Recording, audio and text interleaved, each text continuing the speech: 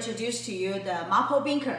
MaPo is a lady who had a lot of freckle on her face, so people call her MaPo. Po means old lady, Ma means all these freckle on her face, but which is also pronounced like sesame seeds. So maybe they think that she has the sesame seeds on her face, okay? But this is a very famous Sichuan dish, which is composed with the bean curd and ground meat. Ground meat can be beef or pork, depending on how you want, okay? And the sweet spice, we usually will use the green onion, ginger, and garlic.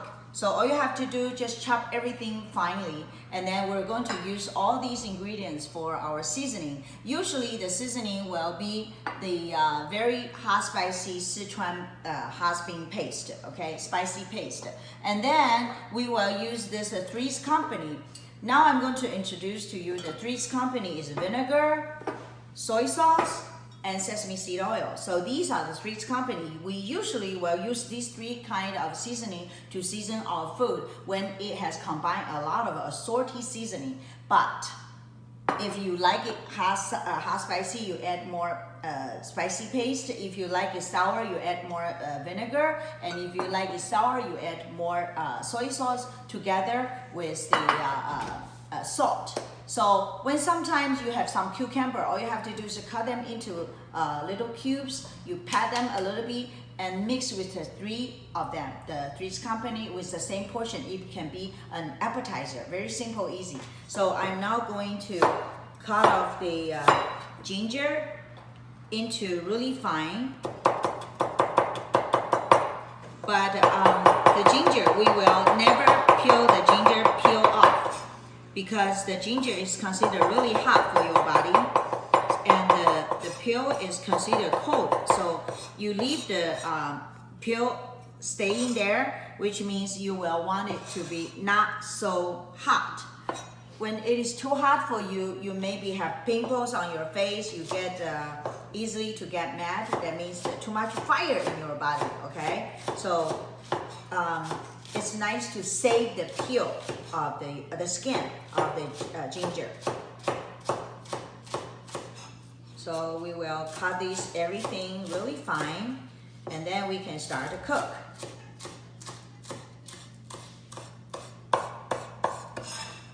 To cut off the bean curd, you just take them out from the box, okay? And then you slice from the middle into 2 slices, and then have 1 cut in the middle, 2 cut on the side, 1 cut in the middle, 2 cut on the side. This is how you cut it, okay? So now we will heat up the oil. Heat up the oil and add the garlic, ginger, and green onion. I save some green onion for later use because I want the color, the green color stays.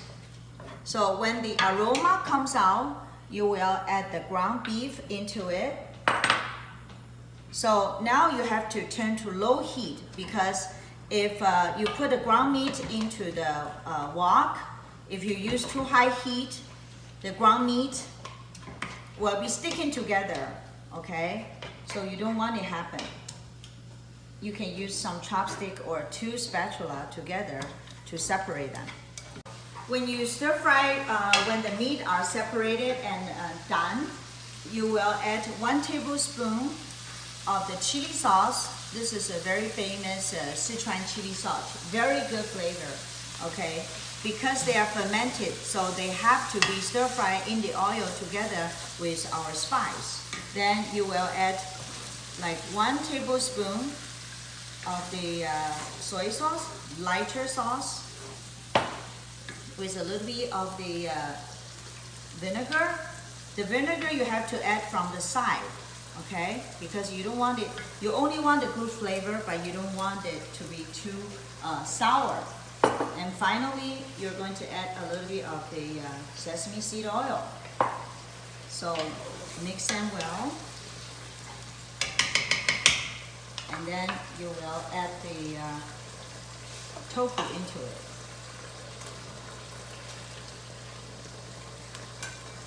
Then you will add some hot water like one half bowl or one bowl. Doesn't matter. But the more you cook the tofu, the better it is. Especially tofu is considered very healthy. It's a veggie protein for you, easier to absorb, and also it does have isoflavin. Isoflavin is something that will help your brain to produce your own hormone that you need. So you don't eat the medicine instead of the natural hormone. And we're gonna cook it for like 10 minutes, then cornstarch paste. Finally, we're going to thicken the soup with the cornstarch paste. Okay, usually you will add 2 portions of the cornstarch with 1 portion of the water.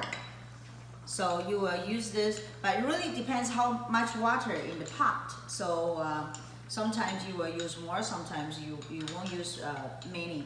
And then depending on the season, if it is a winter season, you want it to be hot and maintain longer time, you will thicken it more thicker.